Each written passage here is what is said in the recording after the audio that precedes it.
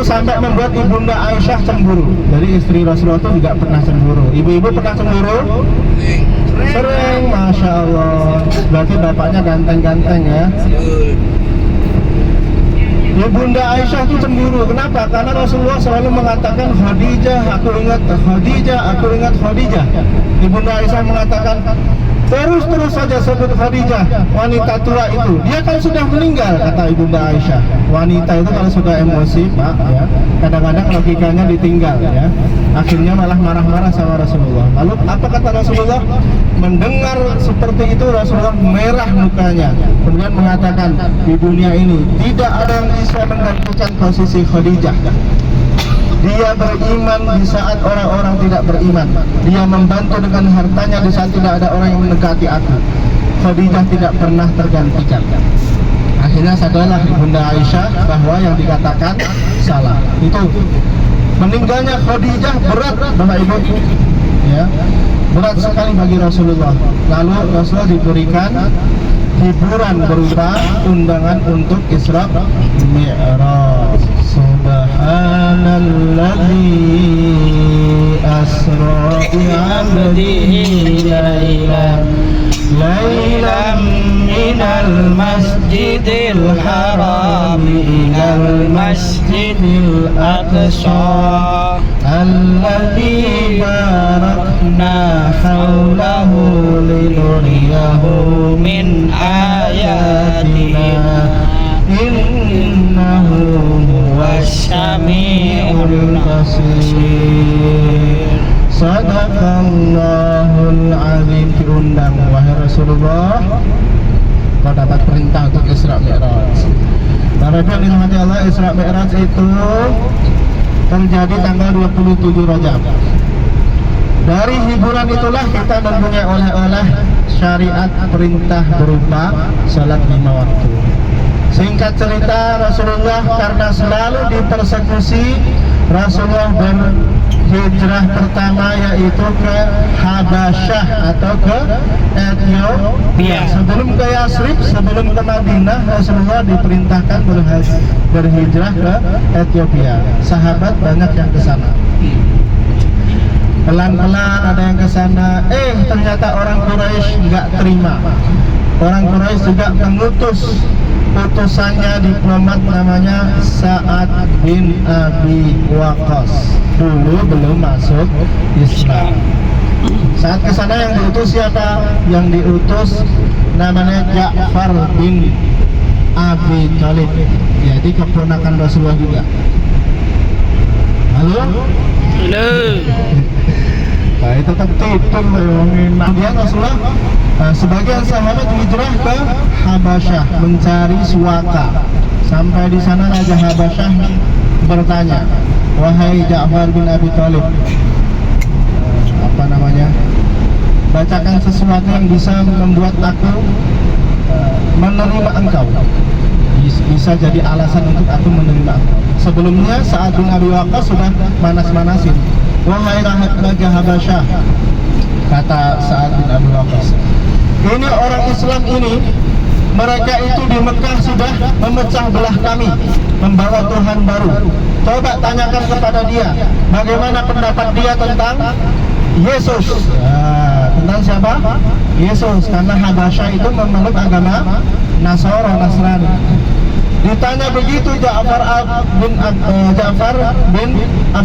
Abi Thalib enggak kalah. Ja'far bin Abi Thalib hafal Quran. Begitu sampai sana, ya, ditanya, wahai Ja'far bin Abi Thalib, bagaimana menurut pendapatmu tentang Maryam dan Isa? Lalu dibacakanlah surat Maryam, satu halaman. Kaf ya ain sad dzikru rahmati rabbika abdahu Zakaria ila akhirih. Lek maca kabeh yo akeh sak halaman. Akhirnya menangis Raja Habasyah. Wahai Ja'far bin Abi Thalib, kalian boleh masuk ke negeri Habasyah, kalian aman. Lalu Sa'ad bin Abi Waqqas malu. Kenapa malu? Karena ternyata di dalam Al-Quran, isi di dalam Al-Quran tentang Ibunda Maryam dan Nabi Isa sama dengan isi di Injil yang asli. menangis Raja Habasyah. Sa'ad bin Abi Waqqas pulang ke kota Mekah dengan malu. Nah, itu hijrah pertama. Tidak cukup sampai situ, Rasulullah tetap dipersekusi. Banyak peristiwa-peristiwa sahabat Bilal bin Abi Rabah, Sumayyah itu meninggal dunia bahkan tidak manusiawi, ditusuk ya dari Ibunda Sumayyah itu syahidah pertama kali, ditusuk sampai tembus ke badannya, meninggal pertama kali syahid.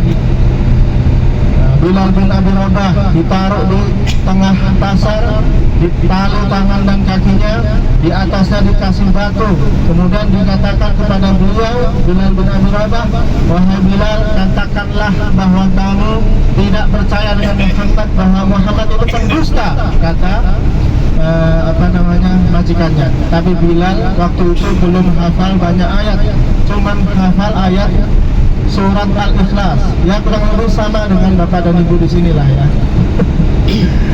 Ya, yang bisa apa? Ahadun, ahad.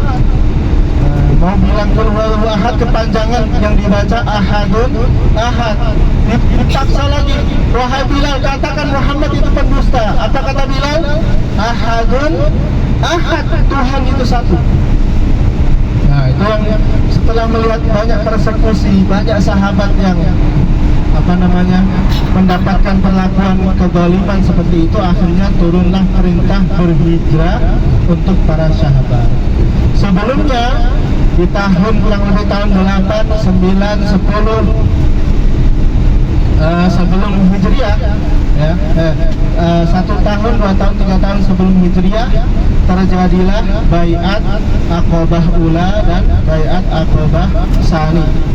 Bai'at Aqabah itu apa? Orang-orang Madinah membaiat Rasulullah, bersyahadat, pulang ke Madinah membawa agama Islam. Kemudian diutuslah sahabat Mus'ab bin Umair yang kemarin kita ziarahi. Jadi kalau ziarah itu bapak dan ibu ditandain, kita ziarah kemana aja, jangan ikut-ikutan aja. Pokoknya numpak bus, aku melu numpak bus. Pokoknya melaku ya, aku melu melaku. Nanti ditakoni, padahal mah umroh itu ditanyain mau kemana mbah? Melaku. Padahal mau umroh ya. Kemudian Bai'at Aqabah Ula, Bai'at Aqabah Tsani, banyak orang yang sudah masuk Islam dari kota Madinah. Barulah turun perintah untuk berhijrah kepada Rasulullah. Malam-malam Rasulullah datang kepada Sayyidina Abu Bakar. Sebelumnya, 2 bulan sebelumnya Rasulullah sudah beli unta sama Sayyidina Abu Bakar. Wahai Abu Bakar, sepertinya sebentar lagi kita mau hijrah. Aku mau beli unta sama kamu. Siapkan unta yang terbaik untuk perjalanan kita ke Madinah, kata Rasulullah. Lalu Sayyidina Abu Bakar sudah ada kode-kode mau kasih gratisan aja ya Rasulullah. Tapi Rasulullah jawab gimana? Bisaman, bayar. Aku nggak mau gratis, aku mau dicatat bahwa perjalananku dari Mekah ke Madinah aku mengeluarkan jihad berupa harta. Akhirnya Rasulullah SAW malam hari setelah ada wahyu untuk berhijrah, Rasulullah datang ke rumah Abu Bakar. Wahai Abu Bakar, saat inilah waktunya kita akan berhijrah. Kemudian Rasulullah bersiap-siap bersama Sayyidina Abu Bakar. Sebelah kiri banyak unta-unta ya Bapak Ibu. Untanya nggak tidur, tapi ibu tidur ya. Masya Allah. Oke, kemudian hijrah. Singkat cerita Rasulullah berangkat hijrah, dan saya sudah ceritakan ya. Yang tidur ya berarti lupa mana cerita hijrahnya. Kita udah cerita tentang hijrah. Oke, singkat cerita Rasulullah sampai di kota Madinah. Di kota Madinah yang dilakukan Rasulullah yang pertama kali adalah ada beberapa yang dilakukan Rasulullah di Madinah. 1, al-muwakhah bainal muslim, dipersaudarakan di antara kaum muslim, dikasih saudara. Jadi misal saya hijrah ke Mekah, saya dijadikan kakaknya Ustaz Riyadi atau adiknya gitu ya. Kamu adiknya ini, kamu adiknya ini, kamu adiknya ini. Namanya muwakhah, dipersaudarakan ya. Jadi orang-orang Muhajirin dan orang Ansar itu saling punya saudara. Bahkan sebelum ayat Mawaris turun, persaudaraan antara Muhajirin dan Ansar ini bisa saling mewarisi harta. Wah, keren ya. Sayyidina Abdurrahman bin Auf udah mau sampai? Belum, masih separuh. Sayyidina Abdurrahman bin Auf ditawarin sama saudaranya kaum Ansar. Wahai Abdurrahman bin Auf, aku punya kebun di sana, di sana, di sana. Kalau kamu mau ambil aja, tunjuk. Aku punya istri 4, yang ini, yang ini, yang ini. Kalau kamu ada yang cocok, tunjuk. Nanti aku ceraikan, kamu boleh menikahinya. Itu persaudaraan yang luar biasa antara kaum Muhajirin dan Ansar. Tapi apa kata Sayyidina Abdurrahman bin Auf? Dallani ila suq, tunjukkan aku pasar Madinah. Akhirnya sampai di pasar. Abdurrahman bin Auf ini orang kaya dari Mekah, hartanya ditinggal. Jadi orang hijrah itu bapak dan ibu berat, karena tidak ada orang hijrah bawa mobil, bawa unta, bawa harta, nggak ada. Tanah ya. Kalau kita mau hijrah, bapak ibu pindah kerja, kira-kira rumahnya dijual dulu apa enggak? Dijual dulu, ya kan? Dijual dulu, nanti beli rumah di tempat yang baru. Harta-hartanya dibawa apa enggak? Dibawa. Orang mau ke Mekah aja semuanya dibawa kok. Ya. Nah, akhirnya bapak ibu yang dirahmati Allah, yang kedua setelah Rasulullah mempersaudarakan kaum Muhajirin dan Ansar, Rasulullah membangun masjid. Masjid yang pertama kali dibangun apa kemarin? Masjid Jin. Iya. Tidur kafe ngomong dewe aku. Masjid Kuba ya. Masjid Kuba pertama kali dibangun oleh Rasulullah. Setelah itu bangun Masjid Nabawi.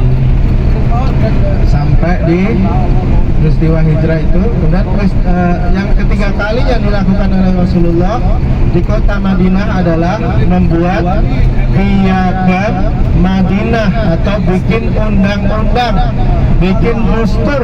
Dustur itu bahasa Arab, bahasa Indonesianya undang-undang, namanya piagam Madinah.